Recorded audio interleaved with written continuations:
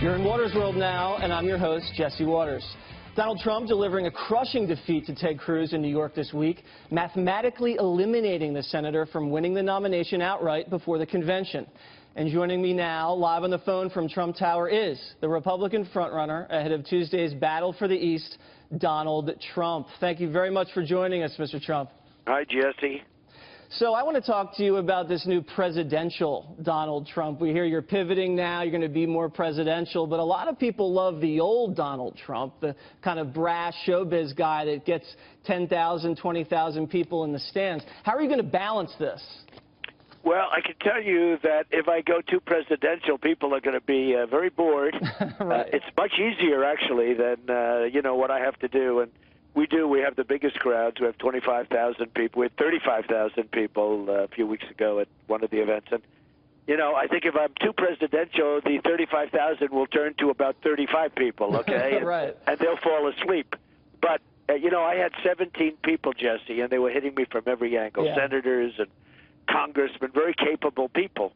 Guys like Ben Carson, who's a great guy who endorsed me, and Chris Christie, great guy, endorsed me. And, I was getting hit from every single side by very capable people. And I said, I got to fight back. And sometimes when you fight back, it doesn't look presidential, but it gets the job done. So you've cleared the field. We have to get the job done, Jesse, That's right? right. You've basically cleared the field now. So now we're going to talk about the general. You're going to be facing Hillary Clinton. Okay. First woman nominee of any party. You've cleared out a lot of men from the Republican side. You're now going to be taking on a woman. There's a lot of history there, a lot of landmines potentially. Do you have a strategy going into this? How are you going to do things differently? I do have a strategy. First of all, the one person she does not want to run against, Jesse, is me. Believe me, I know that. I know that for a fact. Right. But look, she's got a strategy, and the only thing she's got going is the woman card. Without the woman card, she's got nothing going. And she's going to play it to the hilt. And I'm going to be talking about things. And, one of the things I talk about is we call her Crooked Hillary because she's a crooked person. I mean, she's always been a crooked person. Did it take you a long time to brand her Crooked Hillary? No, the name came to me. The name comes to me about different people. I like branding people if they're correct. I mean, some you can brand. I've done a good job of branding some of my opponents in what we just did. But I will tell you, the word Crooked Hillary is 100% correct. And you look at Whitewater, you go back to Whitewater, look at what's happening with the emails, and so many different things. You look at the foundation, what's going on there, where they get millions of dollars to make a speech, and then all of a sudden things get done for countries and other things, very much to the detriment of the United States. So, I mean, she is a person who's got many, many flaws.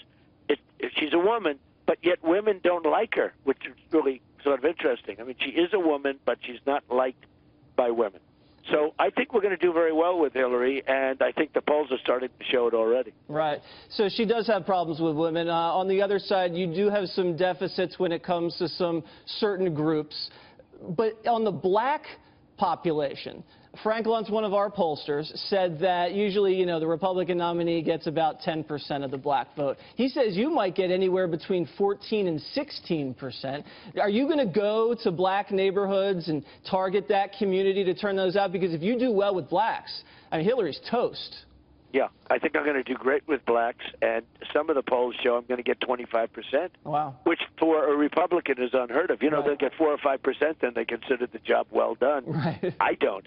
And I have amazing relationships with African Americans, and a lot will be supporting me. And they know I'm going to bring back jobs. They're very smart. I'm going to bring back jobs, and they need jobs.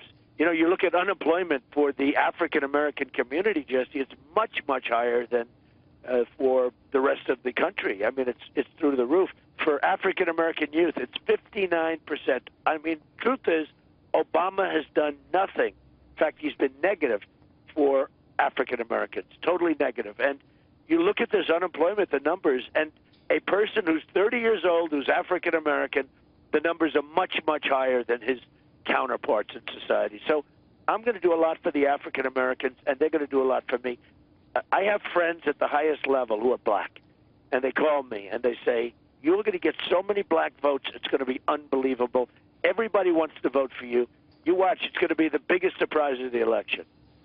I'll look forward to that. And you said something about President Obama. You know, people like the president, but his policy is widely unpopular. Are you going to try to tie Hillary to the failed Obama agenda? I mean, Obamacare is unpopular. His border policy is unpopular. His foreign policy is extremely unpopular. Are you going to try to put Hillary and Obama together and just watch them sink? Well, first of all, I don't think people do like the president. I mean, there's certainly a certain group that does, but overall people don't like the president because they don't like the job he's done. He's done a terrible job with the military. First of all, we're decimating the military. I mean, you look at what's going on with all the cuts and everything else. Our military has to be much stronger. We have to be much smarter with respect to our military. We have to take out ISIS. We got to get to it. Can you imagine, Jesse, General George Patton, tough guy, they say ISIS. Would he have them removed in about 24 hours? Probably. Okay? You understand that. Yeah. I mean, we're fighting, and, you know, it's very limited, and you got to knock them out. You know, they chop off heads, they drown people in steel cages. We're going to knock off ISIS. I think that it is absolutely a third Obama term, and I think that's the worst thing she's got. You know, she's got the woman card, which is her best thing, except women don't like her. Right. She's the worst possible representative a woman can have. But she's also got the Obama card, and that's a disaster for her, because 4 more years of Obama, this country is going to be destroyed. You look at the Iran deal. I mean, look at him going over to Saudi Arabia. Look at him going to Cuba to watch the baseball game. He's sitting in the stands doing the wave. Yeah. And, you know, horrible things are happening. That's right. And he should have gotten out of that game. He should have come back. How about he goes to Cuba and there's nobody to greet him at the airplane? I know. Now, the first time in the history of Air Force One. Now he goes to Saudi Arabia and there's nobody to greet him. It's an absolute embarrassment, and I just want to say thank you for joining us tonight. And we have Duck Dynasty's Willie Robertson coming up later in the show, and Bill O'Reilly. Anything you want to say to those knuckleheads? Well, Willie is a great guy, and Bill O'Reilly said things this week. You know, he said, I hate to say it, the most important political event in his lifetime is Donald Trump. Now, at first I said, now, wait a minute, is he being serious? So I watched it again. He was being dead serious. He said the single most important event in his lifetime. And then he did say, with the possible exception of the assassination of JFK. Okay? I think that's a possible exception.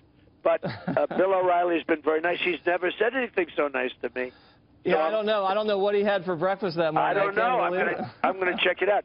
So, Jesse, this week I like Bill O'Reilly, okay? Okay, all right. I'm just glad you like me this week. Thank you very much, Mr. Trump. I like you always. Have a good time. Thanks a lot, Jesse. Thank you.